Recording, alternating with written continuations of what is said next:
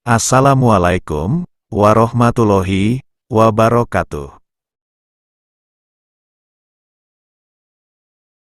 Makam Waliullah, sebagai salah satu benda atau tempat cagar budaya, dirasa telah mendapat kepedulian yang cukup dari masyarakat maupun pemerintah daerah Kabupaten Kendal, Jawa Tengah. Salah satu bukti konkretnya adalah seringnya dilakukan pengajian, mujahadah, napak tilas, syawalan, selamatan, maupun haul akbar yang dilaksanakan di pelataran kompleks makam wali yang ada di Kecamatan Kaliwungu, Kabupaten Kendal. Pada dasarnya, keberadaan makam para wali sampai sekarang masih terus dirawat dan disakralkan oleh masyarakat Kendal. Tentu saja, hal itu terkait dengan masa lampau para wali tersebut yang mempunyai peran sentral bagi pengembangan Islamisasi di wilayah Kabupaten Kendal. Sejak dahulu, Kaliwungu, Kabupaten Kendal, Jawa Tengah, dikenal sebagai kota santri, lingkungannya kental dengan nuansa religius. Selain ditumbuhi banyak pesantren dengan ribuan santri, dari Kaliwungu pula lahir ulama-ulama harismatik yang memiliki pengaruh besar di masyarakat. Kota Kaliwungu, Kendal, Jawa Tengah, tampak sangat anggun bila dilihat dari bukit yang terletak di Desa Protomulyo, sebelah timur Kampung Gadukan, Kutoarjo, Kaliwungu. Masjid Al-Mutakin yang berada di pusat kota, terlihat sangat dominan dan lebih besar dibanding bangunan lain yang ada di sekitarnya. Dari ketinggian bukit itu, tampak kecantikan kota Kaliwungu yang mempesona.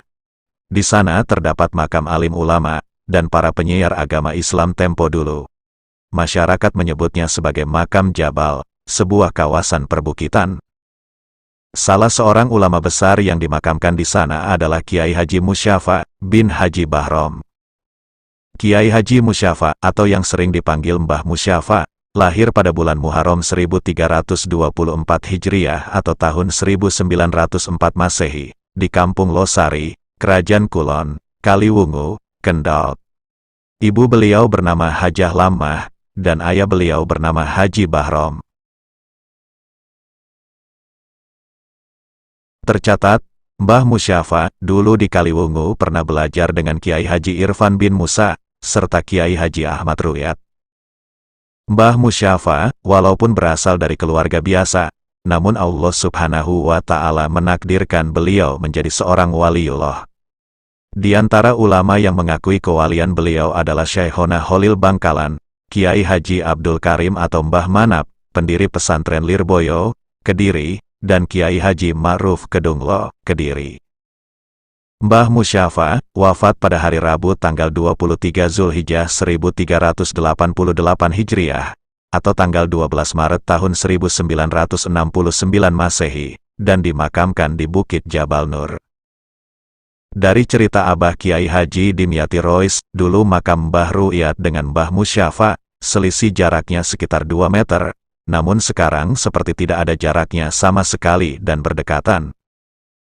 Selama hidup, Mbah Musyafa dikenal sebagai sosok yang zuhud.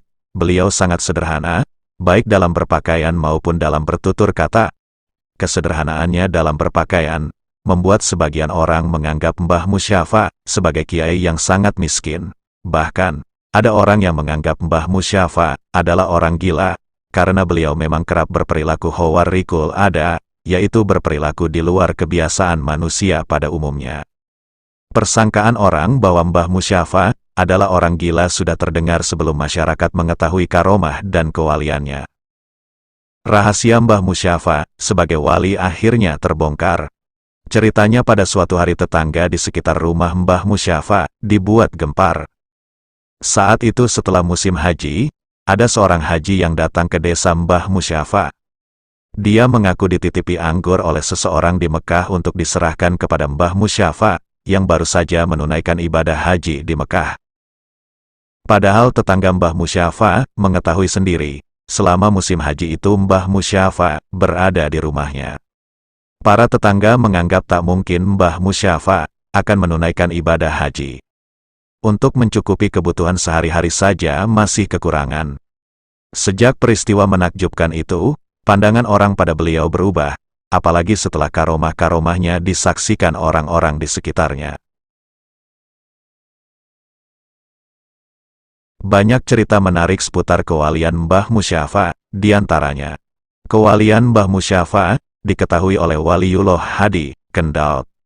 Konon, di Kendal dahulu pernah ada seorang Waliullah, Abdul Hadi namanya. Ketika beliau akan wafat, beliau menyampaikan pesan pada Habib Umar, penjaganya kala sakit, yang tak jelas maknanya. Beliau mengatakan, Nyonya Dengklek sebelah selatan Masjid Kaliwungu bekerja sebagai tengkulak kain. Pada saat Waliullah Abdul Hadi itu meninggal dunia, maka terlihat cahaya yang bersinar ke arah Mbah Musyafa. Itulah barangkali tanda awal kewalian Mbah Musyafa. Selain itu, ada beberapa cerita orang tua yang merupakan saksi ahli tentang keanehan-keanehan yang dianggap merupakan ciri karomah atau kewalian Mbah Musyafa.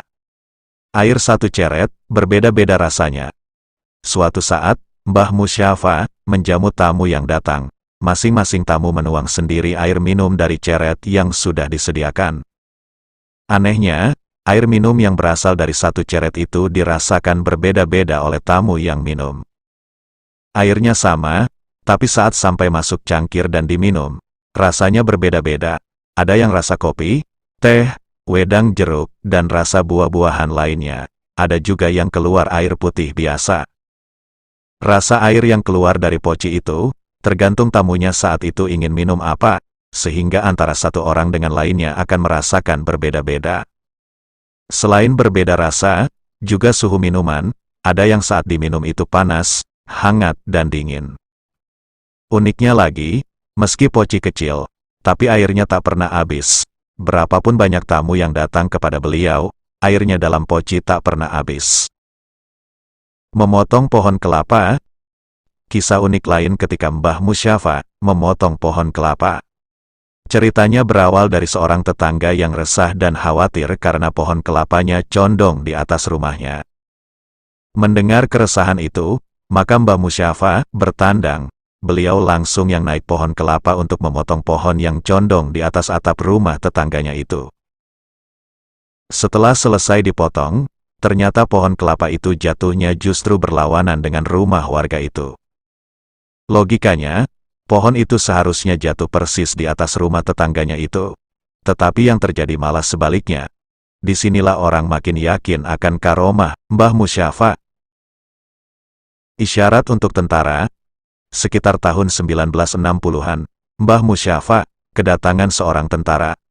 Tentara itu bermaksud memohon restu, karena sebagai pembela negara dia mendapat tugas ikut dalam rombongan pasukan Trikora yang akan membebaskan Irian Jaya dari pendudukan Belanda. Saat dia sampai di tempat tinggal Mbah Musyafa dan mengemukakan maksudnya, Mbah Musyafa tidak menjawab sepatah kata pun. Beliau hanya mengambil sebuah wajan yang telah dibakar hingga merah membara. Oleh Mbah Musyafa, wajan itu didekatkan ke kepala orang tersebut sambil dipukul beberapa kali. Sesaat kemudian, beliau masuk ke dalam rumah dan keluar dengan membawa 3 buah biji randu, lantas menyerahkannya pada orang itu. Orang tersebut tidak mengerti apa maksud Mbah Musyafa, namun ia tetap menyimpan biji randu pemberian Mbah Musyafa. Di belakang hari, isyarat tersebut bisa diketahui setelah kapal yang ditumpangi tentara Indonesia hancur di tengah laut, namun atas izin Allah orang tersebut selamat. Membuat lubang besar. Dalam kisah yang lain diceritakan, pada tahun 1940-an, suatu hari Mbah Musyafa menggali tanah hingga dalam. Orang-orang di sekitarnya merasa heran dengan apa yang beliau kerjakan itu. Sebagian mengira tempat itu akan digunakan untuk memelihara ikan, sebagian yang lain menyangka akan dibuat sumur. Setelah beberapa saat, orang baru sadar bahwa Mbah Musyafa mengetahui peristiwa yang bakal terjadi belakangan. Karena tidak lama berselang, tentara Jepang menyerbu daerah Kaliwungu, dan lubang itu dipergunakan sebagai tempat persembunyian orang-orang yang ada di sekitarnya. Terhindar dari serangan mortir. Ketika terjadi serangan tentara Jepang, masyarakat sudah panik dan lari ke sana kemari mencari perlindungan. Namun, Mbah Musyafa justru tenang-tenang saja di teras rumahnya membaca surat Yasin. Beberapa kali Mbah Musyafa membacanya.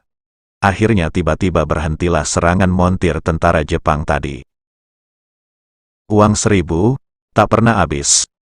Berbagai peristiwa aneh terjadi, termasuk setelah beliau meninggal dunia pada tanggal 13 Maret tahun 1969, mirip yang tertulis pada nisannya. Suatu saat, Rosyid dikala sedang membersihkan balai desa Kerajaan Kulon, Kaliwungu. Rosyid, tukang sapu kantor tersebut ditemui Mbah Musyafa, tanpa berbicara apapun. Mbah Musyafa memberinya uang 1.000 rupiah.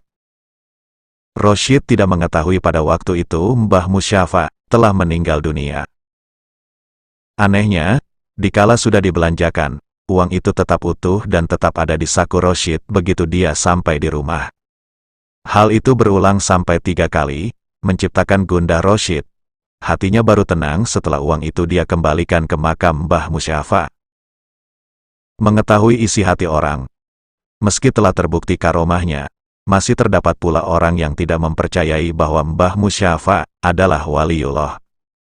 Maka suatu waktu, Kiai Muhid dari Jagalan, Kutoharjo, Kaliwungu, bergumam serasa mencurigai kabar kewalian Mbah Musyafa.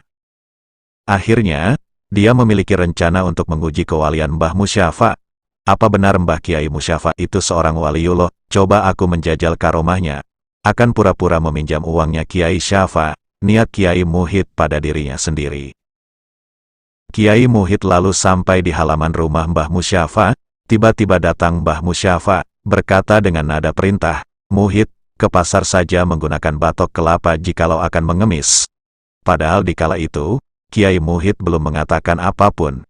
Begitu mendengar ucapan Mbah Musyafa, maka Kiai Muhid terdiam, tak berani berkata sepatah pun. Dia tidak jadi mengutarakan niatnya akan meminjam uang. Mengetahui masa depan seseorang. Dikisahkan, semasa menjadi santri di Kaliwungu, Kiai Haji Mahrus Latif, pengasuh pondok pesantren Hidayatul Muqtadiin, Tawang Rejosari, Semarang, datang bersama dengan rekan santri yang lain dengan maksud bertanya, siapa calon istri dan jodohnya. Mereka tiba silaturahmi di kediaman Mbah Musyafa, dan diterima dengan baik oleh sang kiai. Oleh Mbah Musyafa, santri-santri lain diberi minuman air teh. Setiap santri menerima 1 gelas. Akan tetapi, Kiai Mahrus diberi 3 gelas teh. "Ini teh untukmu, ayo diminum," kata Mbah Musyafa, menyodorkan 3 gelas teh terhadap Kiai Mahrus. Para santri yang datang saling berpandangan, namun mereka melamun tidak berani menanyakan. Kejadian itu terjadi sekitar tahun 1966, dan kejadian itu pun telah terlupakan. Belakangan, isyarat yang diberikan Mbah Musyafa kepada Kiai Mahrus baru diketahuinya. Yakni, ternyata Kiai Mahrus kini telah beristri 3 kali. Persis sebagaimana instruksi yang dikemukakan oleh Mbah Musyafa, dengan 3 buah gelas teh yang dihidangkannya ketika beliau datang bareng rekan-rekan santri untuk mengajukan pertanyaan wacana jodohnya. Selain karomah, Mbah Musyafa juga dikenal sebagai sosok yang banyak memberikan nasihat dan pertolongan kepada siapapun yang datang kepadanya, terutama dalam hal permasalahan dunia maupun agama. Tidak heran, makam Mbah Musyafa sampai sekarang banyak dikunjungi para peziarah, terlebih pada hari Kamis Wage atau malam Jumat Kliwon. Selain itu, Senin Wage atau malam Selasa Kliwon. Pada kedua hari tersebut, ratusan bahkan ribuan peziarah datang ke makamnya. Wallahu alam bisawab. Wassalamu alaikum warahmatullahi wabarakatuh.